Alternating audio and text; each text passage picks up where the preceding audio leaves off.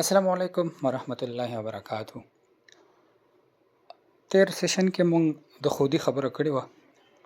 ما ویلي وو خودي وایي عرفان ذات ته معرفت نفس ته د ځان پېژنګلو ته، او هر انسان له پکار دی خپل ځان وپېژني.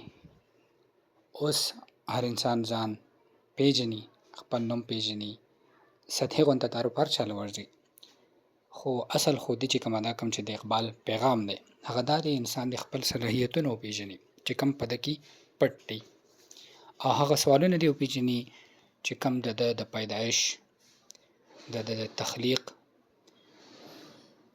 د وجې پیدا کېږي. لکه انسان دې دا سوچ وکړي زه دې دنیا ته راغلی سړی یم، زما کارونه څه دي، زما ډیوټۍ څه دي، زه به څه کوم. نو څنګه چې خبره شوې وه هر انسان بیا جدا جدا صلاحیتونه لري او چې هغه وپېژني د هغې مطابق خپل ځان کې کوالټیز پیدا کړي او خپل یو مضبوط کردار جوړ کړي. د هغې نه پس دې هغه څیزونه د قام دپاره د انسانیت دپاره استعمالوي او یو اعلی مقام ته پې ځان ورسوي. د دې مطلب شو خودي د هر انسان یي، هر انسان چې دی هغه څه نه څه پېژنګلو لري. خو اوس دوه خبرې دي، دا خودي یعنې د ځان پهچان دا مستحکم کول دی یا کمزوري کول دی. حاجی اوس دا سوال چې خودي به مستحکم کېږي څنګه، دا به مونږ څنګه طاقتوره کوو، مستحکم کوو به یې، مضبوطوو به یې. نو دا کلام اقبال کې د دې چې کوم عناصر دي هغه بیان شوي دي.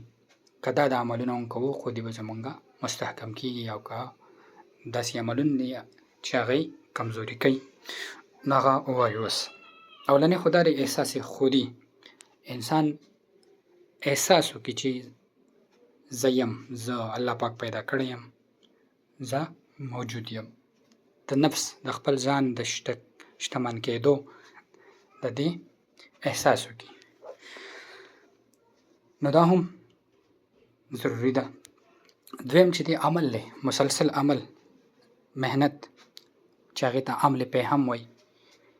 انسان به محنت کوي په ژوند کې، عمل به کوي. دا تاسو به مشهور شعر اورېدلي، عمل سے زندگی بنتی ہے جنت بھی جہنم بھی، یہ خاکی اپنی فطرت میں نہ نوری ہے نہ ناری ہے. نو که دې عمل کوي د ده خودي به څه کېږي، مستحکم کېږي. بیا یو فارسی یو شعر دی، زندگی در جستجو پوشیده است اصل او در آرزو پوشیده است. نو که دې جستجو کوي دی به چې دی خپل ځان پېژني خودي به د ده مستحکم کېږي. او که دې هسې ناسي ژوند کې څه عمل نه وي، هېڅ هم نه کوي، نو دا خودي به څه کېږي، کمزوري کېږي. د ده چې کوم صلاحیتونه یا به ضایع کېږي، ځان به پېژني نه. ښه لکه یو واقعه هم مشهور ده. یو ورځ وایي یو نوجوان نالو د علامه صاحب په خدمت کې او د خپلې بېروزګارۍ قصې ورته کول، خفه و ډېر زیات.